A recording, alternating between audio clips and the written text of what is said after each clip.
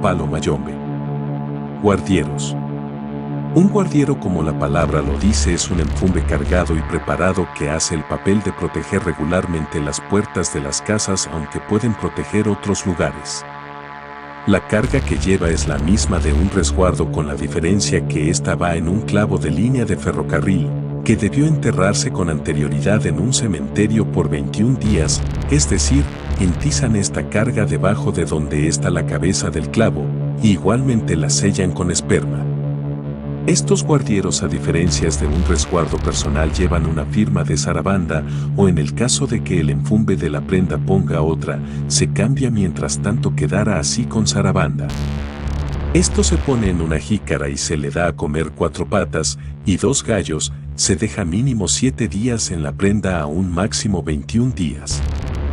Importante recordar, deben ser 2 guardieros, uno en cada lado de la puerta.